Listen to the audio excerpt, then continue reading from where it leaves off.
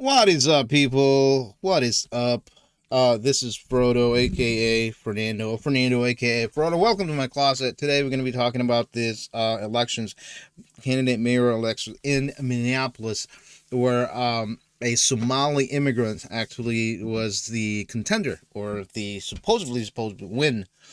But this is about 3 days ago, so I'm kind of a little late on this one. But the report is saying that they reverse or revokes the endorsement for Omar Fateh in Minneapolis mayoral race. Ooh, see, this is what's going on. So they're probably trying to bring in those Somali style elections into the United States and Minnesota. And even though the Democrats are, for progressive and for immigrants and all of that, what they say, they actually found this to be not quite the standard when it comes to the elections in the United States. And this is just for the mayoral candidate in Minneapolis. If you talking about big scale, like maybe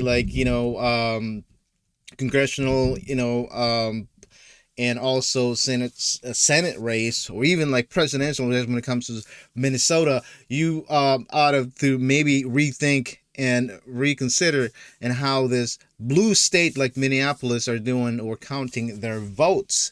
So now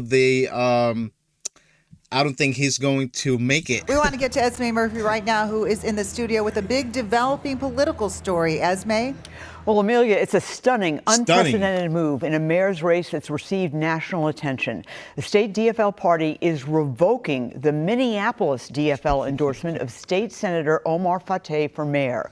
Fateh, a Democratic socialist, won that endorsement. A Democratic socialist. Look, he looks. This guy looks like that movie. I forgot that movie. With the pirates, the Somali pirates. He looks just like him, but he's lighter though.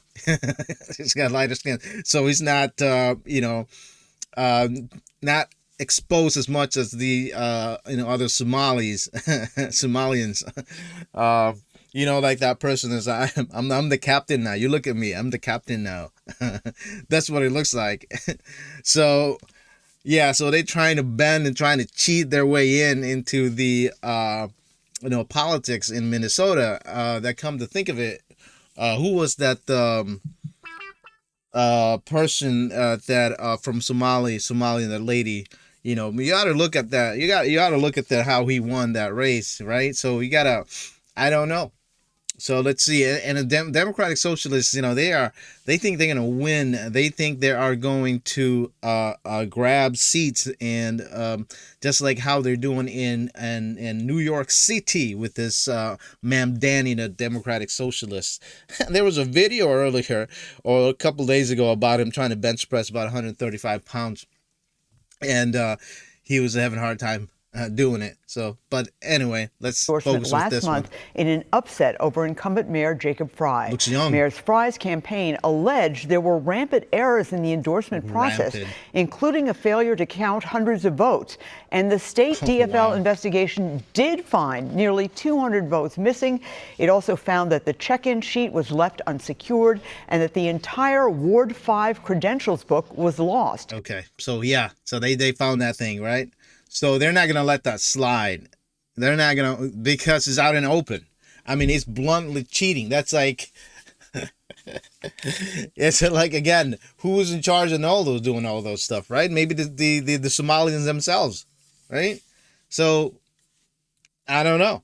I mean, you got to really look into that. I mean, they are looking into it, but I'm just saying it's any other the Socialist Democrats they're trying to get into office, you got to really, because they're going to do whatever they can because of those findings from the state DFL, the Minneapolis DFL is not allowed to endorse a candidate for mayor this year, and it's been placed on a 2-year probation.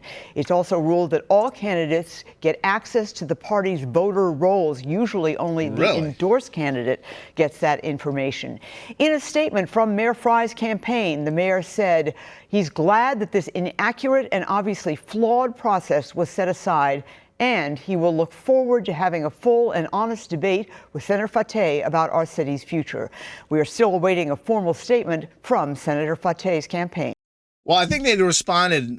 Maybe he did a. I think there was a video of that. This is the DFL. This one right here.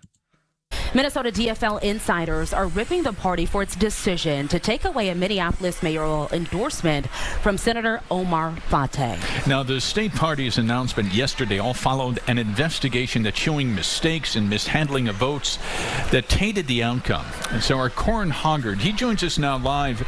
And Corin, there was a clear leader here, but these reported errors really knocked out another candidate, right? Yeah, Tim and Simone, Senator Omar Fateh got support from a little over 40% of delegates. Mayor Jacob Frey got about 30%. And initially, Reverend Dwayne Davis narrowly missed out on the 20% of votes he needed to make a second ballot. But yeah, this is just reporting of it. I want to see the... Tonight, we're hearing from Minneapolis candidates for mayor in the wake of the state DFL party rescinding their endorsement in that race, saying they now won't be backing anyone for Minneapolis mayor. Here's Danny Spiewak.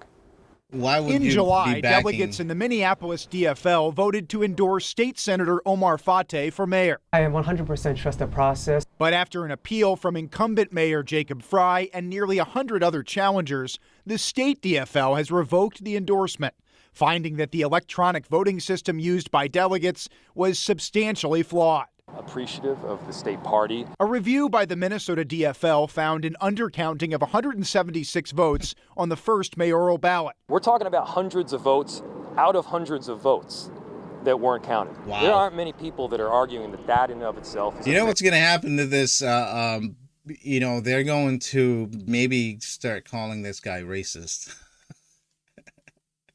He's just doing that. How dare you? How dare you find out flaws? How dare you find out mistake, Mr. Racist guy? Their process. But Fateh's campaign says the ruling caused the disenfranchisement of thousands of Minneapolis caucus goers and the delegates who represented all of us on Convention Day. The group Minneapolis for the Many also rushed to Fateh's defense. This decision by the state party is unfortunate, but more than anything, it is a reminder of just how far the conservative elements of the DFL will go to keep working people from having a voice. Meanwhile, the state party's review also found that flaws in the system led to Reverend Dr. Dwayne Davis being improperly dropped after the first ballot. I won't say it was frustrating. I mean, again, very disappointed that we did not advance. But Davis says he's not interested in relitigating the convention. We knew there were some irregularities. We had raised some of those concerns on the floor.